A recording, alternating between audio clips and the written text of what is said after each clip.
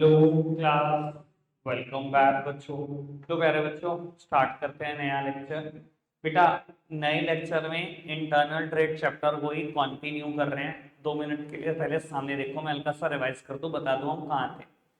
बेटा, जब very first day आप सब आए थे ना, तो ना जब अकाउंट्स के बैच के बाद मैंने ब्रेक दिया था आपको 5 मिनट का, फिर बच्चा ना हिम्मत भी नहीं कर रहा था कि बाहर निकल जाऊं मैं, कि उस प्रेमाइसेस को क्रॉस कर दूं। उधर ही थे हम।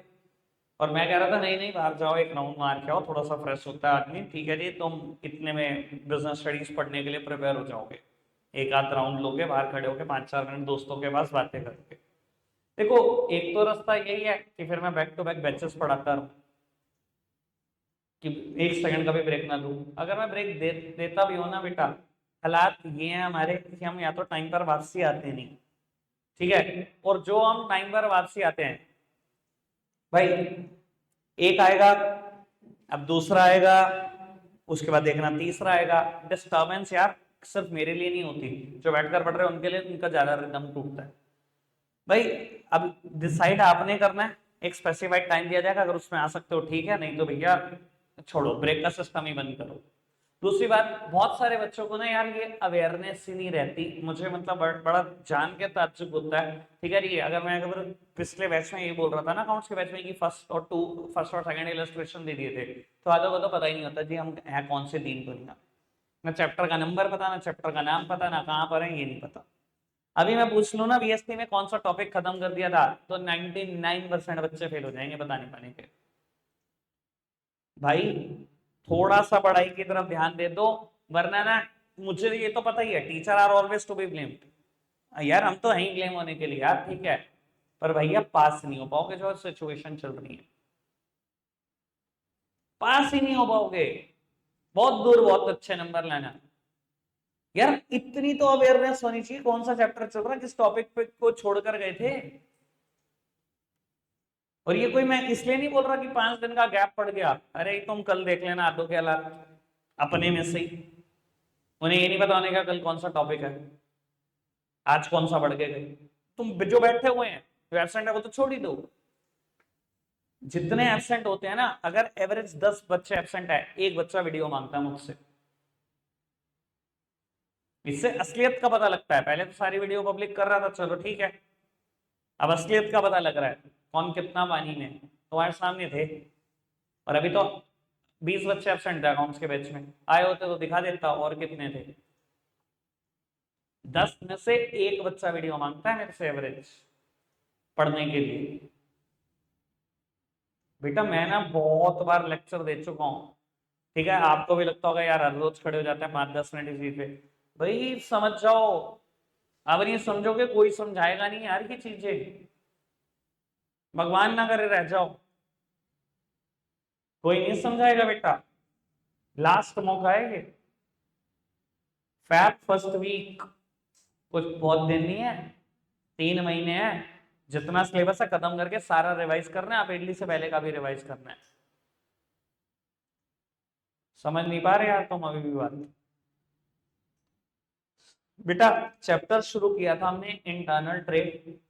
हमने बात करी थी बेटा इंटरनल ट्रेड, जैसा कि नाम सजेस्ट कर रहा है, trade within the geographical boundary of a country is known as internal trade, और डोमेस्टिक ट्रेड और होम ट्रेड, कुछ ही बोलो बेटा। मेरे देश की ज्योग्राफिकल बाउंड्री के अंदर जो ट्रेड होगा उससे मैं इंटरनल ट्रेड बोलूंगा, नाम भी सजेस्ट कर रहा था। बेटा इंटरनल ट्रेड ना दो तरीके से क्लासिफाइड था, होलसेल और रिटेल ट्रेड। होलसेल ट्रेड और रिटेल ट्रेड। और बेटा फिर हमने होलसेलर की सर्विसेज पढ़ना शुरू कर दी थी। बेटा चैप्टर पूरा इन चीजों के ही इर्द गिर्द है, कि मैन्युफैक्चरर गुड्स बेचता है होलसेलर को, होलसेलर बेचता है रिटेलर को, और रिटेलर बेचता है कंज्यूमर को। बेटा होलसेलर की services to the manufacturer, wholesaler की सर्विसेज टू द रिटेलर, दो टॉपिक ये पढ़े। और ऐसे ही रिटेलर की services to the wholesaler, retailer की सर्विसेज टू द कंज्यूमर, दो टॉपिक ये पढ़े। 4 टॉपिक ये पढ़े, कंफर्म बता रहा हूँ। एक क्वेश्चन पेपर में बता चुका हूँ, इन चारों में से एक तो लिख के ही आओगे 100%।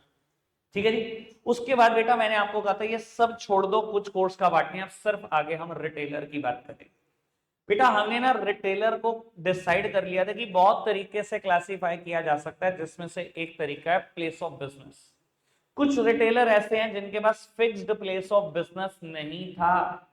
ऐसे रिटेलर कौन बोल रहे थे? इटिनेरेंट रिटेलर्स, जिनके पास फिक्स प्लेस ऑफ बिजनेस नहीं था। क्या बोलते थे? इटिनेरेंट रिटेलर्स। और बेटा कुछ रिटेलर ऐसे जिनके पास फिक्स्ड प्लेस ऑफ बिजनेस है। और मैं अभी बता जाऊं बेटा बात, ये मेरा आज का टॉपिक है, तो पहले मैं यहां से कुछ बात बोल दूं, फिर इस पर वापसी जरूर करूंगा। बेटा वो रिटेलर जिनके पास फिक्स प्लेस ऑफ बिजनेस नहीं है, क्या बोल रहे हैं उनको? इटिनेरेंट रिटेलर। जिनके पास फिक्स प्लेस ऑफ बिजनेस है उन्हें बोलते हैं फिक्स्ड शॉप रिटेलर्स। अब बेटा जो फिक्स्ड शॉप रिटेलर है उनकी कोई कैटेगरी एक है क्या? नहीं बेटा, ये भी फर्दर क्लासिफाई हो सकते हैं। यार फिक्स शॉप तो हमारे गली मोहल्ले में बहुत लोगों के पास है। कोई 8 गज की शॉप लेकर बैठा है, कोई 10 गज की शॉप लेकर बैठा है। फिक्स शॉप तो बेटा रिलायंस डिजिटल के पास भी है, कोर्ट रोड पे। दोनों एक जैसा साइज रखते हैं, वेरी कर रहे हैं साइज। तो मैं बोल सकता हूं कि इनको फर्दर क्लासिफाई कर सकते हैं हम स्मॉल फिक्स शॉप रिटेलर और लार्ज फिक्स शॉप रिटेलर। ये भी तो समझ में आ रहा होगा, अगर फिक्स शॉप है सबके पास एक जैसी फिक्स शॉप है, वो 8-10 गज ही हैं क्या सबके पास?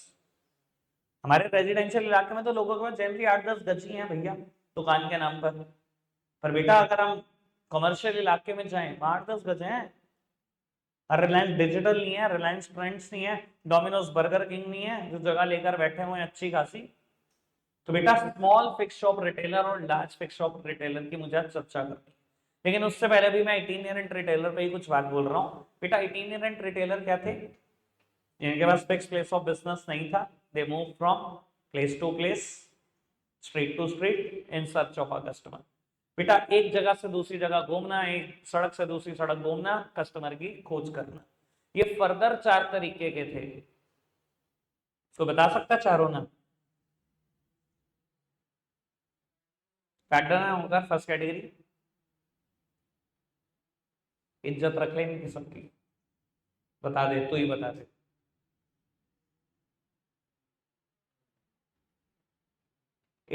जो इटिनेरेंट रिटेलर थे जिनके पास फिक्स शॉप नहीं थी, वो 4 तरीके के थे। कौन से 4 तरीके? हाँ मैं तो आया नहीं था, वो तो परफेक्ट बात है ही है।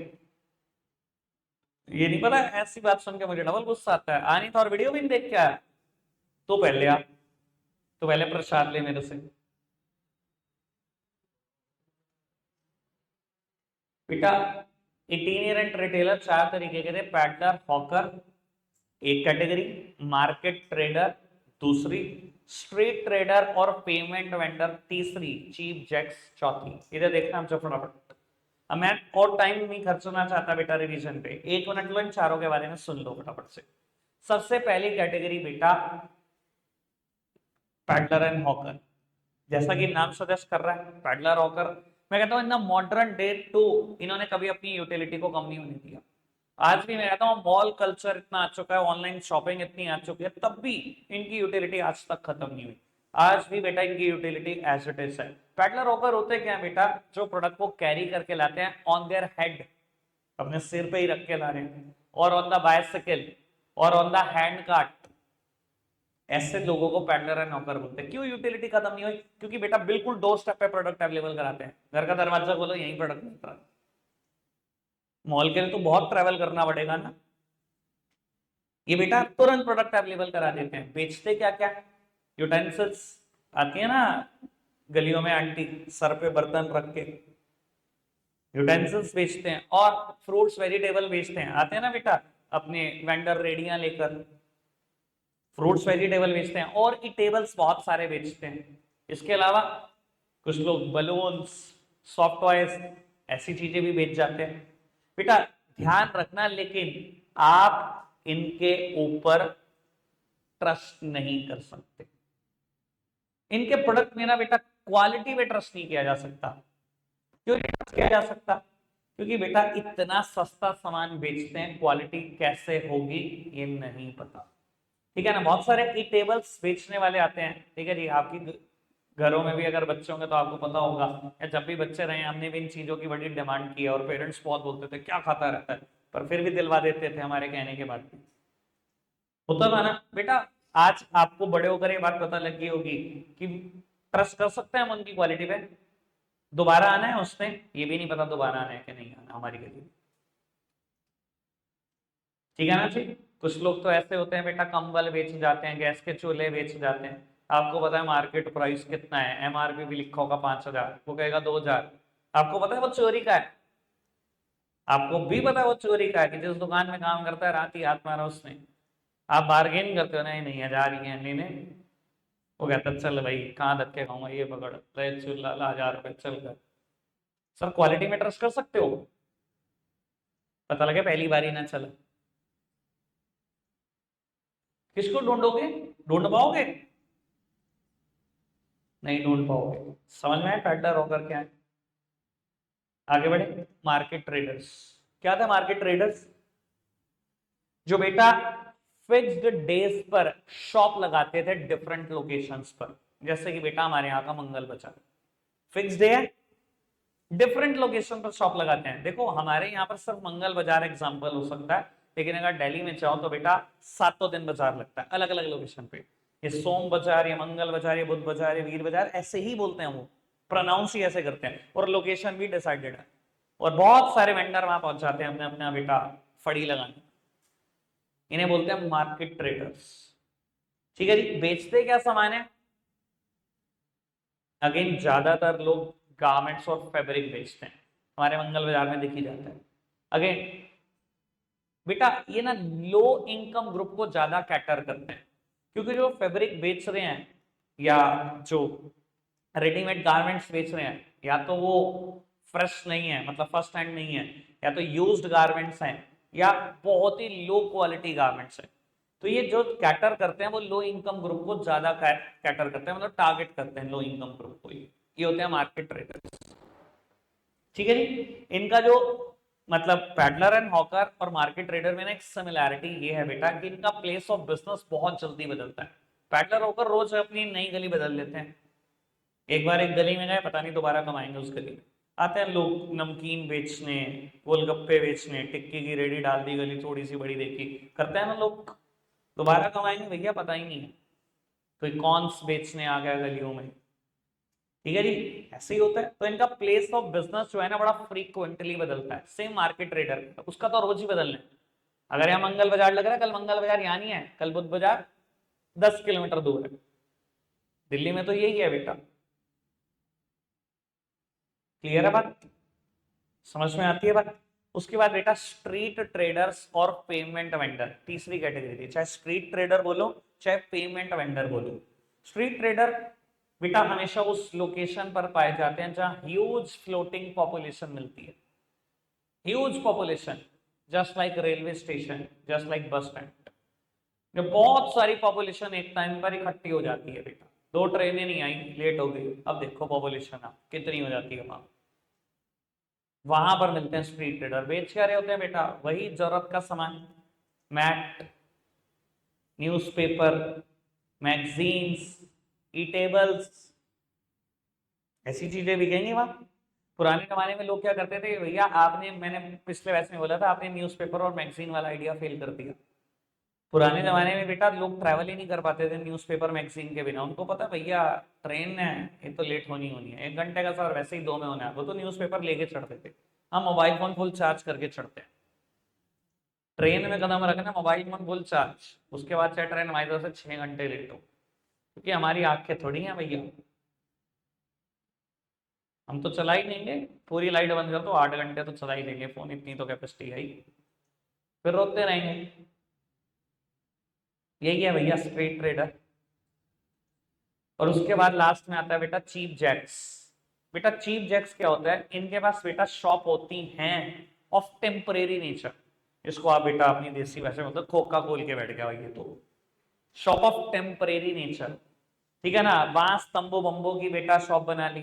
ठीक है जी। थोड़ा सा कहीं ना कहीं देखा कि जगह है, सरकारी जगह है, एक दिन तो तंबू बम्बू लगा के बैठ गए। जब पता लगा कि कोई उठाने ही नहीं आ रहा, कोई उठाने नहीं आ रहा, उसको थोड़ा सा परमानेंट करने की भी कोशिश कर दी। चलो थोड़ा सा लोहे की फिटिंग करा दे, ये कर दे वो कर दे।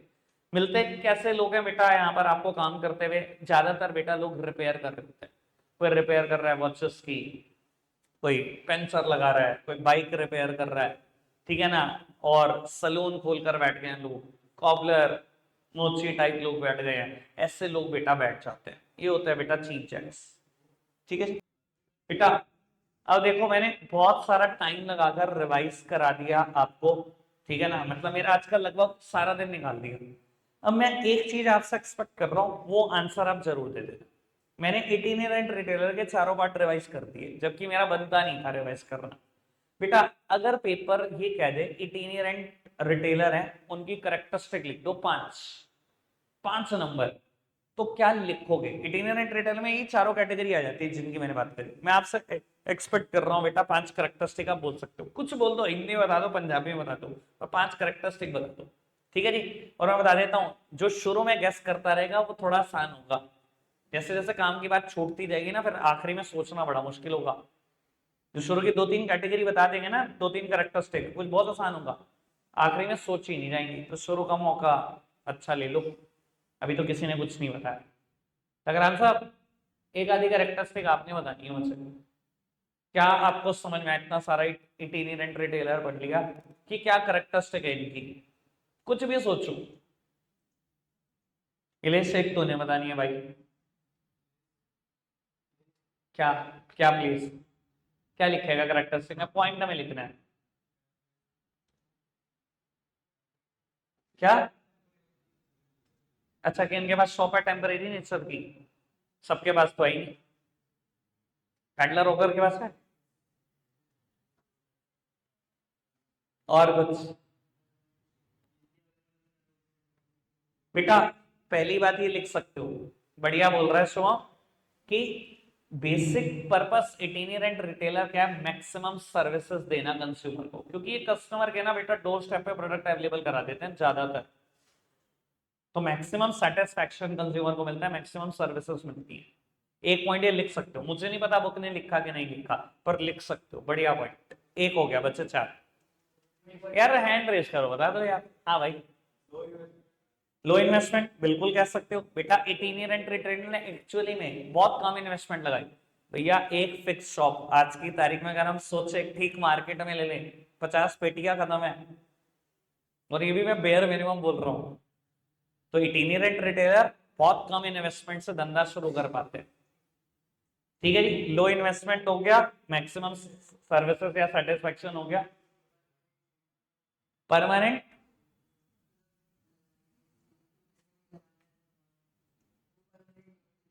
अच्छा जगह परमानेंट नहीं है वो तो पता ही है, मतलब ये लिख सकते हो जो change of place of business है वो फ्रीक्वेंट है, ऐसा लिख सकते हो।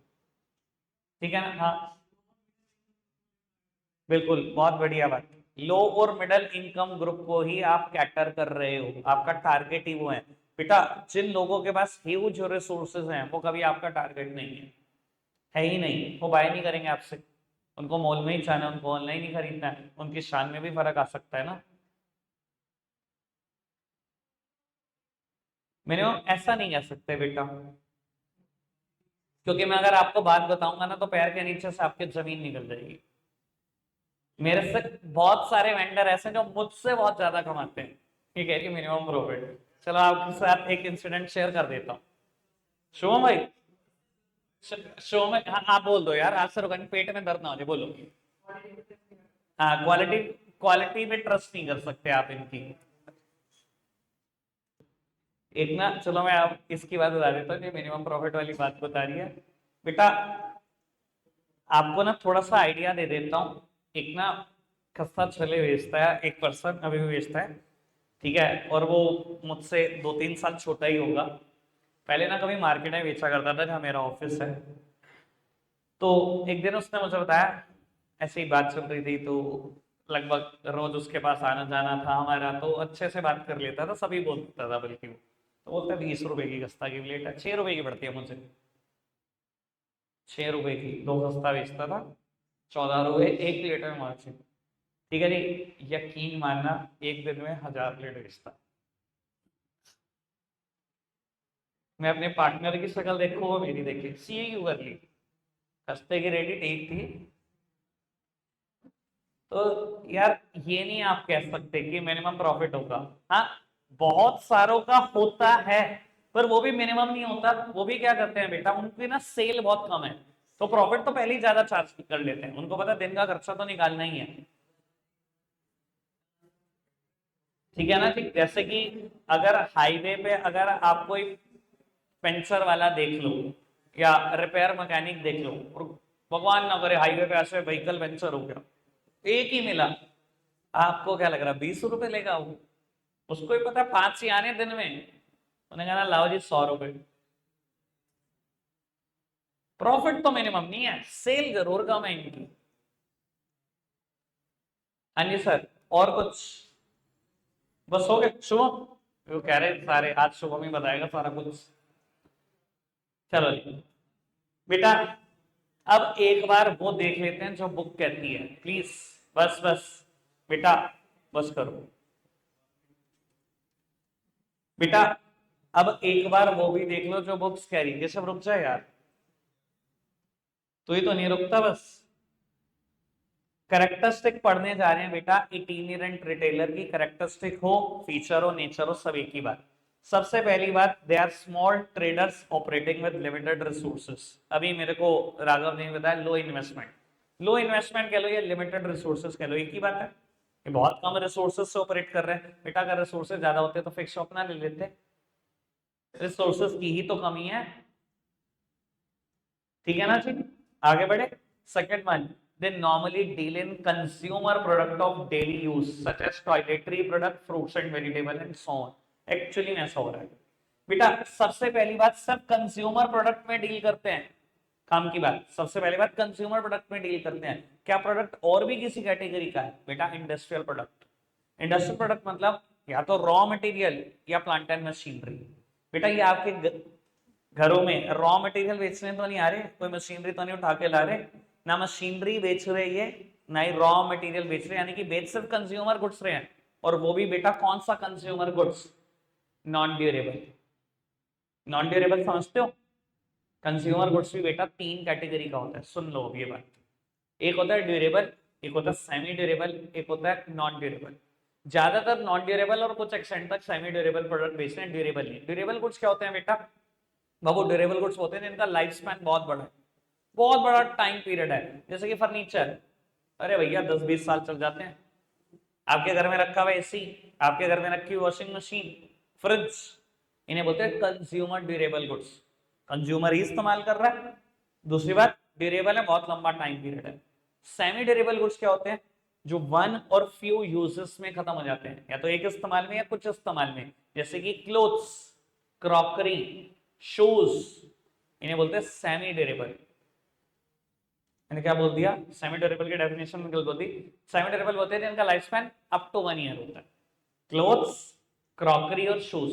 नॉन ड्यूरेबल गुड्स क्या होते हैं? जो वन और फ्यू यूज में खत्म हो जाते हैं, या तो एक इस्तेमाल में या कुछ इस्तेमाल में खत्म हो जाते हैं।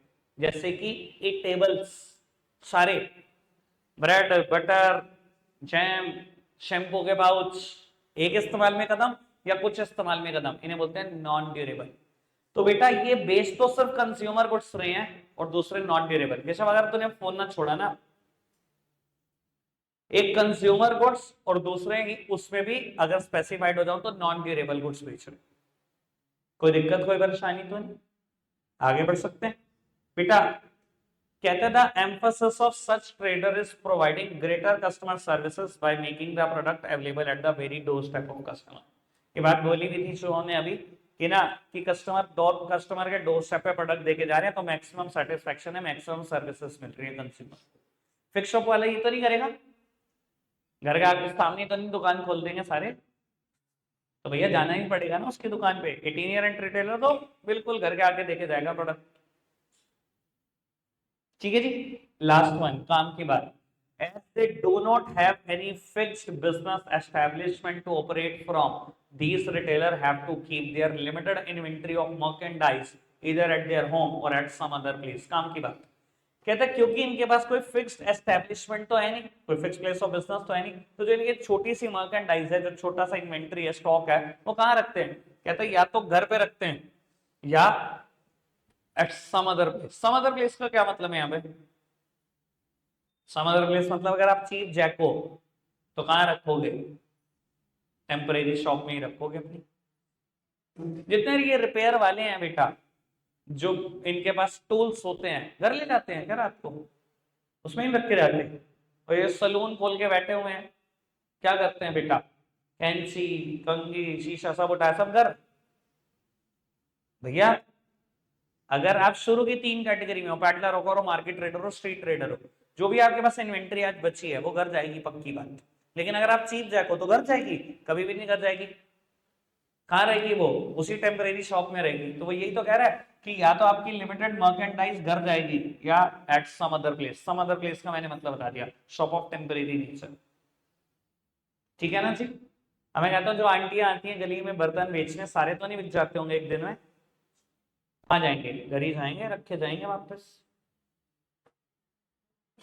कोई दिक्कत कोई परेशानी, सारे फीचर क्लियर हो गए। 4 के 4 4 थे बेटा, मैंने तो इसलिए कहा था 5 बताओ आप, कुछ तो सोचोगे, और सोचा था तो फायदा तो मिला ही होगा बेटा, लगभग बात से मिला। ठीक है बेटा, थोड़ी सी बात आगे तो आज मैंने करके जानी है, मैं इतना तो करके नहीं जाऊंगा। खैर, फिक्स शॉप रिटेलर की बात शुरू कर रहा हूँ। इटिनेरेंट रिटेलर मतलब जिनके पास फिक्स प्लेस ऑफ बिजनेस नहीं है। फिक्स शॉप मतलब जिनके पास फिक्स प्लेस ऑफ बिजनेस है। ये भी 2 कैटेगरी के हैं, स्मॉल फिक्स शॉप और लार्ज फिक्स शॉप। पढ़ना एक मिनट जरा पहले, इतना सा मीनिंग जल्दी से।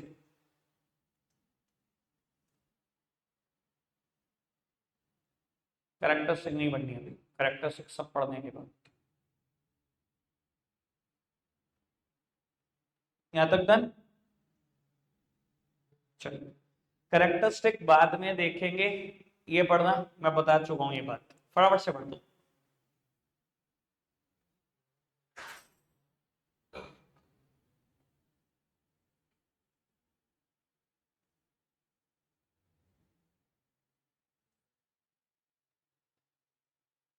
ठीक है भैया, ऐसे नहीं बोलना वैसे जैसे एनसीईआरटी लिखती है, fix shop small retailer, small fix shop retailer ऐसे बोलेंगे।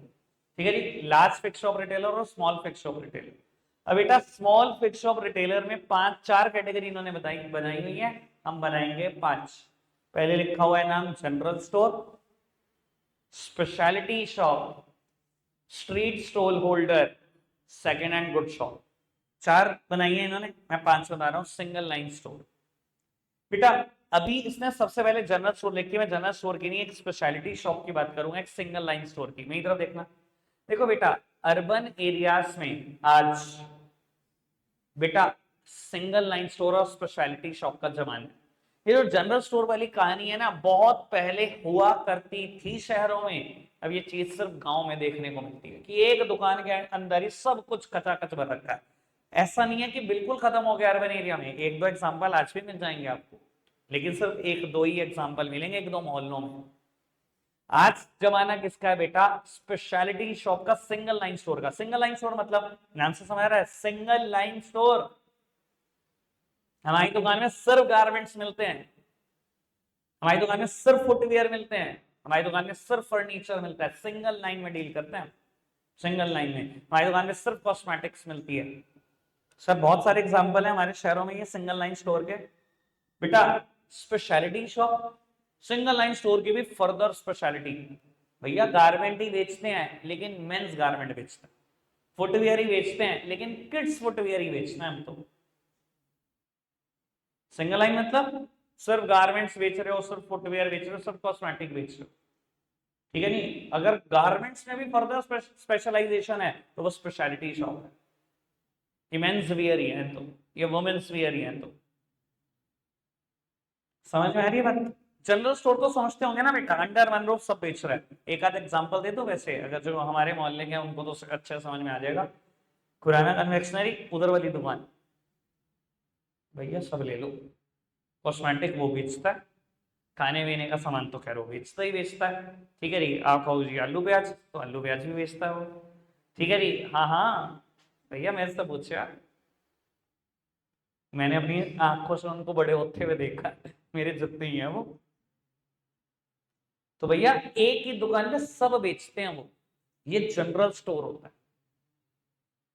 ठीक है जी, शहरों में तो बेटा ये कल्चर बहुत कम हो गया। गांव में ना बेटा लोगों के पास जगह बहुत है, जगह है भी बहुत सस्ती। दुकानें पता कितनी बड़ी होती है, घर से बड़ी दुकान। ठीक है जी, ये पूरा हॉल, ये तो खैर कुछ भी नहीं है, मैं आपको एक्चुअली बात बताऊं, 200-200 गज लेकर बैठे हुए हैं। 200 गज, क्योंकि वहां पर कोई भाव ही नहीं है भाई, कोई बहुत रेट नहीं होते गांव में। और दुकान खोल गया सब बेच रहे हैं, एक ही रूफ है, सब बेच रहे हैं, वो जनरल स्टोर है। आई होप कोई ना कोई एग्जाम्पल किसी ना किसी बच्चे को जरूर पता होगा। मैं खैर बहुत नियरली एग्जाम्पल नहीं दे पा रहा, पर मैंने ऐसा बहुत देखा है। कोई दिक्कत कोई परेशानी तो नहीं? जनरल स्टोर का मतलब समझ में? सिंगल लाइन स्टोर दिया नहीं हुआ था पर मैंने बता दिया, स्पेशलिटी शॉप मैंने बता दिया। आगे बढ़े बेटा, सिर्फ दो और बात करनी है छोटी छोटी सी, फिर बाइंड अप करना है। सेकंड हैंड गुड शॉप, नाम से समझ आ रहा है? सेकंड हैंड गुड शॉप क्या करते हैं? पुरानी चीजें बेचते हैं। पुरानी चीजों में क्या क्या आ सकता है हमारे शहर में? एग्जाम्पल बहुत है, बहुत है, बहुत है, ये मत कहना नहीं है, हैं? वेरी गुड बेटा, सेकंड हैंड मोबाइल बेच सकते हैं क्या? है ऐसी शॉप? अभी दूंगा एग्जांपल, बेच सकते हैं पहली बात। और सेकंड हैंड बुक्स, पूरा मटिया मेल भरा पड़ा है, आप खरीदना चाहो जितनी बताओ कितनी खरीदवाऊं। Books, automobile, two wheeler four wheeler, automobile, two wheeler four wheeler बिकता है पूरा ना सर? बहुत सर, आपके दिमाग में ना सिर्फ कबाड़ी चल रहा होगा, मैं वो दिमाग से पहले निकाल रहा हूं बाहर कि सिर्फ कबाड़ी नहीं आते सेकंड हैंड गुड शॉप में।